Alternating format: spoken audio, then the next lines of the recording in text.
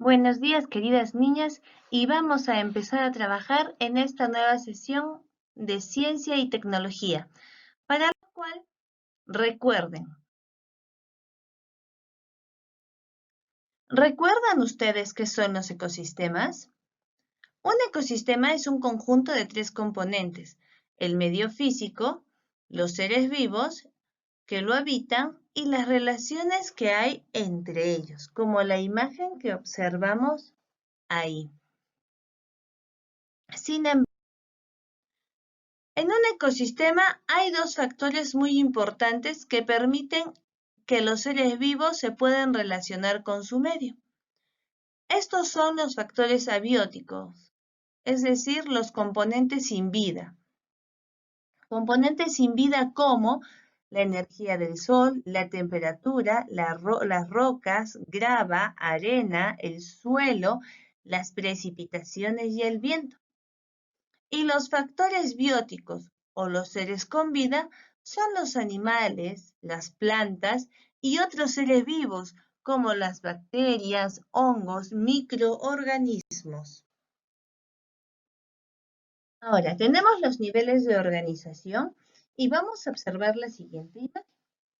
El primer nivel de organización es el individuo. Aquí está, individuo. ¿Y a qué se refiere el individuo?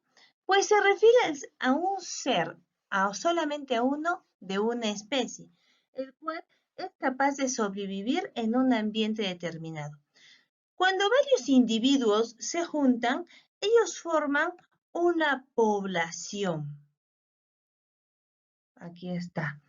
La población es el conjunto de seres vivos de una misma especie. Ahora, cuando los animales o los seres vivos se juntan o forman una población, son capaces de reproducirse y perpetuar la especie. Esta población vive en un mismo hábitat durante un periodo de tiempo. Cuando la población se junta con otras poblaciones que comparten las mismas características, a esto se le llama comunidad. Aquí hay una comunidad. Esta comunidad comparte algunas características especialmente porque las condiciones que busca para vivir son parecidas, como el clima, el agua, el tipo de alimentación. Esto ayuda a que esta comunidad, junto con los seres abióticos, puedan formar un ecosistema. Pues ahora les pido, una vez que hemos recordado, que lean el siguiente texto. Dice, describe. Los organismos que no producen su propio alimento deben obtener energía alimentándose de otros organismos, como el guanaco, que obtiene energía pastando en las alturas. Yo les hago la pregunta, ¿de qué organismos obtienes la energía que necesitas para vivir? En nuestro caso, ¿de quién la obtenemos? La obtenemos de la planta, de las plantas y los animales. Claro que sí. Pero, ¿te has dado cuenta de que gracias a las plantas y los animales podemos seguir viviendo en el planeta? Si necesitamos de plantas y animales, quiere decir que nos alimentamos de dos tipos de seres vivos. ¿Qué podremos formar? Porque les digo una cosa, las plantas son comidas por los animales y los animales son comidos por los seres humanos. ¿De qué creen que trata el tema si es que estamos hablando de que los animales y los seres humanos consumimos plantas y también consumimos animales? El tema y la sesión de hoy trata acerca de cadenas y redes alimentarias ¿Y cuál es el propósito? Comprender qué son las cadenas y redes alimentarias, cómo se clasifican los seres vivos en una cadena alimentaria y cómo se forman las redes alimentarias. Pues bien, comencemos. Para poder formar las cadenas alimenticias, se clasifican a los seres vivos en los siguientes niveles. Vamos a saber cuáles son. Observemos. Primero, observemos este paisaje. Este lugar es el medio físico. ¿Qué será? ¿Una montaña? ¿Una selva? ¿Un desierto? Pues bien, es una montaña, el medio físico. Y en este medio físico, ¿qué hay? Hay seres vivos y no vivos. Sin embargo, dentro de los seres vivos, como se encierra en este círculo, observamos las plantas. Aquí las tenemos, las plantas. Estas plantas, recordemos que son autótrofas. ¿Qué quiere decir? Que producen sus propios alimentos para poder desarrollarse. Y de esa manera poder alimentar a otros seres vivos. Siguiente imagen. Una vicuña. Esta vicuñita, ¿de qué crees que se alimentará? Yo creo que se alimenta del ichu, que es una planta típica de nuestra puna peruana. Muy bien. Entonces él no es un productor, él es un consumidor. Consume su primer nutriente, que es la planta, para poder tener energía. Sin embargo, en esta puna hay otro ser que acecha a la vicuña. Es el puma. El puma es considerado un consumidor secundario. ¿Por qué? Pues bien, los consumidores secundarios son los animales carnívoros que se alimentan de animales herbívoros. La vicuña es el consumidor primario. El puma es el consumidor secundario.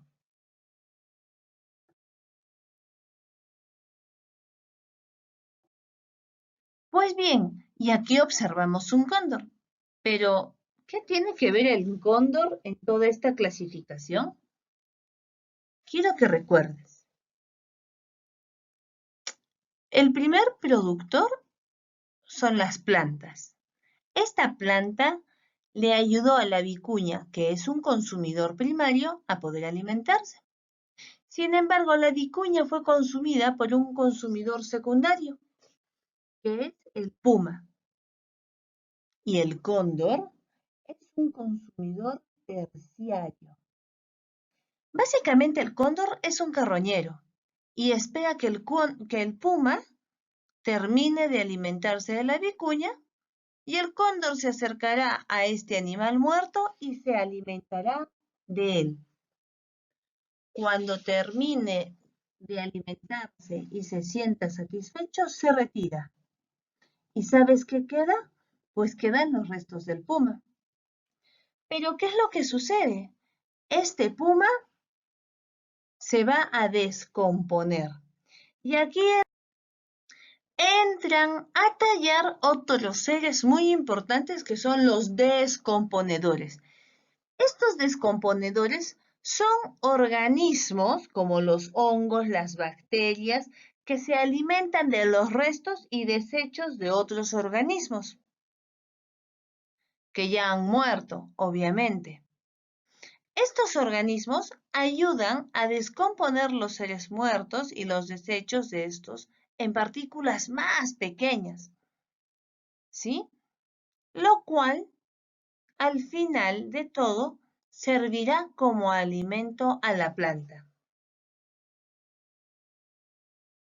¿Vistes que estos 4 seres vivos y si acompañamos o invitamos a los descomponedores son muy importantes en un ecosistema? ¿Te has dado cuenta que sin querer hemos formado una cadena alimenticia? Quizá tú me digas, no, Miss. Claro que sí, y te vas a dar cuenta por qué. Pero, ¿qué es una cadena alimentaria? Para que te des cuenta que el recorrido que hemos seguido con las imágenes anteriores nos han permitido formar una cadena alimentaria. Te voy a decir qué es.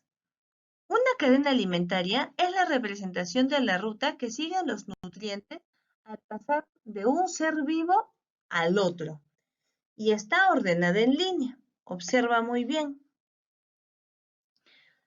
¿Te das cuenta? Como decimos, es la ruta. En este caso, aquí tenemos un ejemplo distinto, no como el que hemos observado anteriormente.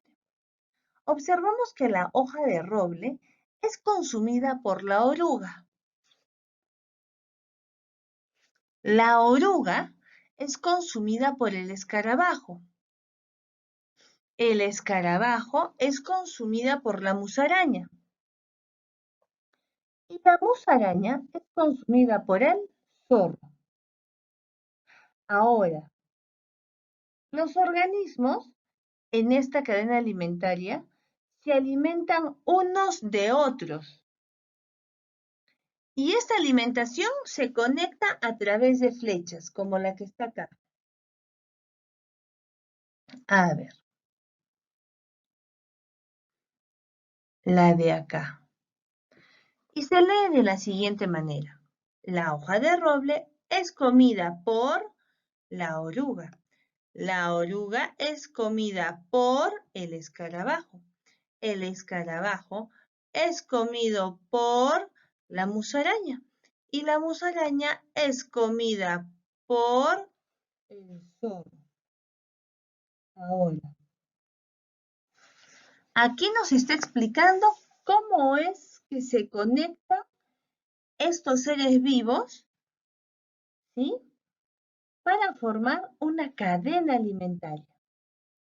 Recuerden que va en el sentido que siguen los nutrientes. Empezamos por la planta y terminamos por el zorro.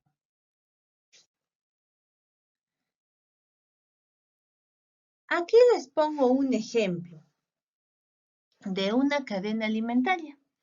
El primer productor que tenemos es una planta. Esta planta es comida por un conejo, que es herbívoro. A este se le llama consumidor primario. Este conejo es comido por la serpiente. Esta serpiente es considerado un consumidor secundario. Y una de las características principales de los consumidores secundarios es que es carnívoro. Y la serpiente es comida por un águila. A ese le considera un consumidor terciario. ¿Qué quiere decir? Es un animal depredador. Muy bien, ya sabemos que es una cadena alimentaria y cómo se forma. Pero ahora observa. Y ahora te presento esta imagen. ¿Tú sabes qué es? Es una red alimentaria. ¿Y cómo se forman las redes alimentarias? Se forman de un grupo de cadenas alimentarias que se interrelacionan. Tú me preguntarás, Miss, pero aquí no hay ninguna cadena alimentaria. Te voy a mostrar algunas de ellas. La primera, observa, ¿cuál es su camino? Y vamos a descifrarla. La planta es comida por el saltamontes. El saltamontes es comido por el sapo. Y el sapo es comido por el halcón. Primera cadena. Segunda cadena. La planta es comida por la paloma. Y la paloma es comida por el halcón. Tercera cadena. La planta es comida por el saltamontes. El saltamontes es comido por la paloma. y la paloma es comida por el halcón. ¿Sí? Cuarta cadena. La planta es comida por el caracol es comido por el sapo y el sapo es comida por el halcón. Pero me dirás que da la musaraña. Sí, en ocasiones sucede lo mismo que da la musaraña. Sin embargo, ¿te has fijado que hemos formado 4 cadenas alimentarias y estas 4 cadenas alimentarias han formado una red alimentaria? Y entre ellas hay mucha relación. Qué interesante, ¿no? Entonces, recordemos, las redes alimentarias están formadas por varias cadenas y estas cadenas tienen relación entre sí. Sin embargo, las cadenas alimentarias son una representación de la ruta que siguen los nutrientes al pasar de un ser vivo al otro. También recordemos lo siguiente, que la cadena alimentaria es posible que se pueda clasificar de esta manera. Empecemos por los productores, que son los seres que producen sus alimentos. Estos son las plantas. Luego vienen los consumidores primarios, que son los animales herbívoros.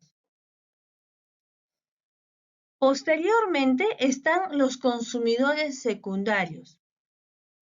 Estos consumidores secundarios son carnívoros, como el puma que observamos en la imagen.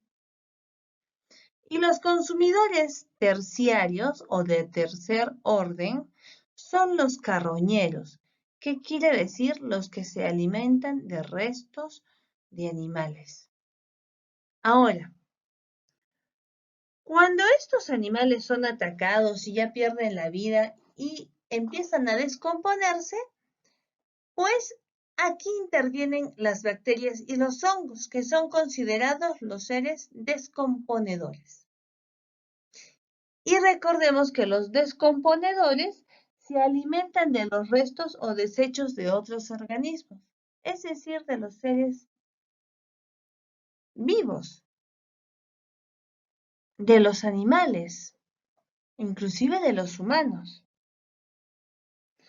Y estos descomponedores obtienen nutrientes que son importantes para las plantas y para que ellas puedan realizar una función muy importante, que se llama fotosíntesis.